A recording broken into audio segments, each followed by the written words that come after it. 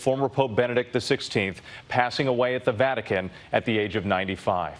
Benedict made history with that stunning announcement in 2013, the first pope to retire in nearly 600 years. Benedict reaffirmed many of the church's traditional teachings and grappled with the fallout from the sex abuse scandal. Pope Francis honoring his predecessor in a prayer service today, hailing him as noble and kind. President Biden among the many paying tribute, praising his lifetime of devotion to the church. ABC's Inez de la Catera leading us off from Vatican City. Tonight, Catholics around the world mourning Benedict XVI, the Pope Emeritus who passed away this morning at the age of 95.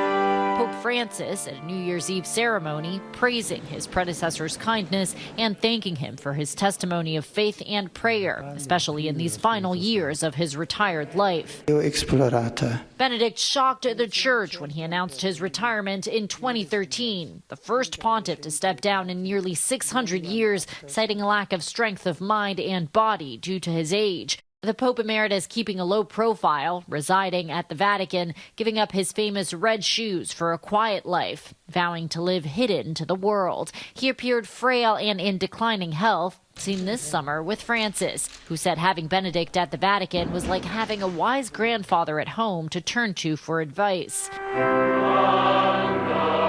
In 2005, at 78, he was the fifth oldest pope elected in the church's history. Born Joseph Ratzinger, he served as the Cardinal Archbishop of Munich in the late 70s and early 80s. Just this year, Benedict cited in a damning report accusing him of mishandling cases of sexual abuse by priests when he was head of the archdiocese. The church's sexual abuse scandal plagued his papacy, and while he was the first pope to meet with victims, "Indeed, I am deeply sorry for the pain and suffering the victims have endured."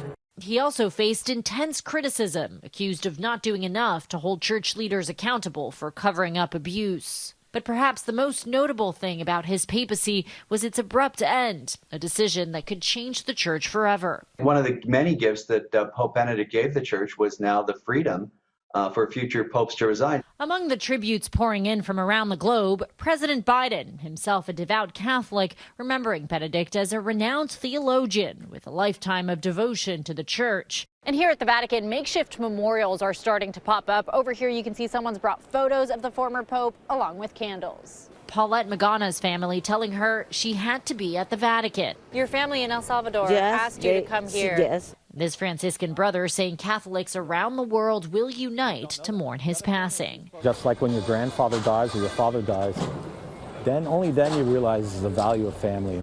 Inez de la Catera joining us from Vatican City. And Inez, this is uncharted territory, really, with the passing of a former pope. So what are you learning about the funeral arrangements in the days ahead?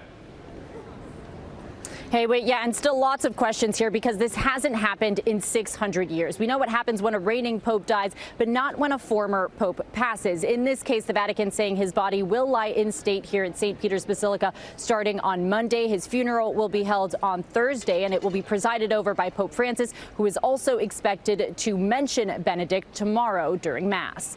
Whit? Inez, thank you. Hi, everyone. George Stephanopoulos here. Thanks for checking out the ABC News YouTube channel. If you'd like to get more videos, show highlights, and watch live event coverage, click on the right over here to subscribe to our channel. And don't forget to download the ABC News app for breaking news alerts. Thanks for watching.